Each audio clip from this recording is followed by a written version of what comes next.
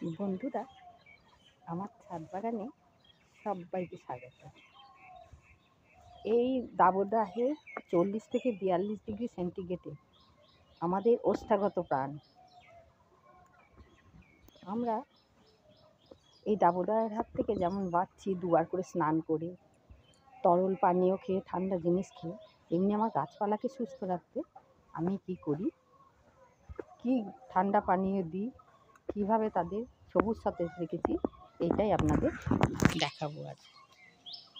তো চলুন, আমি কী কী টিপস করে আমার এই গাছপালাকে এরকম সবুজ সতেজ রেখেছি আমি দেখাবো। বন্ধুরা, আমি এই গরমে আমার গাছকে প্রাণবন্ত সবুজ রাখতে প্রথম যে টিপসটা অবলম্বন করি সেটা হলো গাছকে স্নান করিয়ে দেওয়া। ভালো করে দুবেলা গাছকে স্নান করিয়ে দিই, প্রত্যেকটা গাছকে। গাছের মাটি কেমন সেটা বলে দেয় সেই গাছের ফুল ফল পাতার চেহারা দেখে। আর ফুল ফল পাতাকে সতেজ রাখতে জৈব সারের বিকল্প নেই, তাই আমি 3 রকমের তরল জৈব সার ব্যবহার করে থাকি এদের প্রাণবন্ত রাখার জন্য। প্রথম উপায়টা বলি, এই যে ঘুঁটে আমি এখন বালতিটা নেই, বালতিটা ওইদিকে আছে, সেখানে দেখাতে পারছি না। আমি ছোট পাত্রেই ভিজিয়ে রেখেছি। 4-5 দিন ভেজার পর যে কালো জলটা তৈরি হয়, সেই জলটা আমি 1 মগ এই কালো জল নিই, আর তার সাথে 4 মগ জল মিশিয়ে আমি গাছের গোড়া, টবে গাছের গোড়ার মাটিতে দিয়ে দিই। প্রত্যেকটা গাছের মাটিতে আমি এগুলো দিয়ে দিই। আর যদি আমি ঘুঁটে ভেজানো জল দিই, কাল আবার অন্য তরল সার অ্যাপ্লাই করব। এই দাবদাহের হাত থেকে রক্ষা করার এই পন্থা। আর এই ঘুঁটে ভেজানো জলে তো সব রকমের খাদ্যগুণই রয়েছে। এতে আছে ক্যালসিয়াম, নাইট্রোজেন, ফসফরাস, সব রকমের। গোবরে তো সব রকমের খাদ্য উপাদান রয়েছে। আবার এগুলো 3-4 দিন পর তুলে নিয়ে আমি ফেলবো না। এগুলো হালকা ছায়ায় দিয়ে, ছায়া রোদযুক্ত, বেশি কড়া রোদে দেবো না, সেগুলোই রেখে আমি গাছে পরে শুকিয়ে অ্যাপ্লাই করতে পারবো। কিন্তু সরাসরি কালো জলটা দিলে হবে না, এর সাথে 4 মগ জল মেশাতে হবে। দ্বিতীয় যে তরল সারটা আমি গাছকে সুস্থ রাখার জন্য করি, সেটা ফল সবজি খোসা ভেজানো জল। এটাও 3-4 দিন পর পচার পরে আমি 1 মগ জলের সাথে 4 মগ জল মেশাই। তারপর আমার গাছের গোড়ায় সেগুলো দিই। দেখুন বন্ধুরা, গাছের পাতার থেকে কুড়ি বেশি এক একটা গাছে,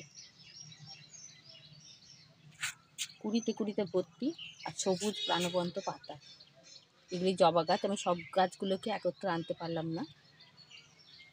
এইটা আমার মাধবীলতা গাছ।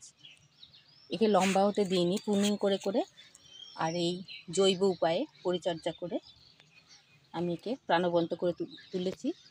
ফুল ফোটার অপেক্ষায়, ফুল ফুললে আমি ছবি দেব। মাধবীলতা গাছ।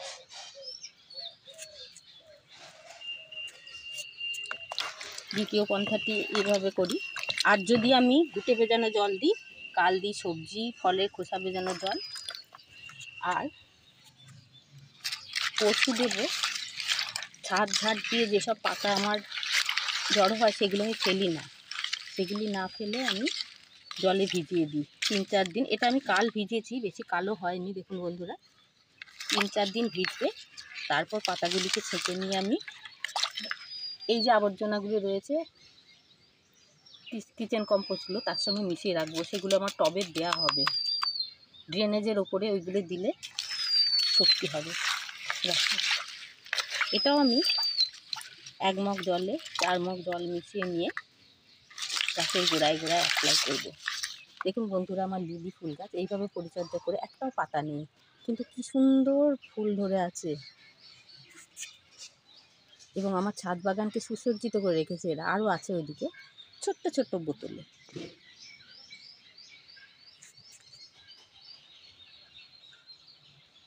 এইভাবে আমি পরিচর্যা করি তরল সার দিয়ে।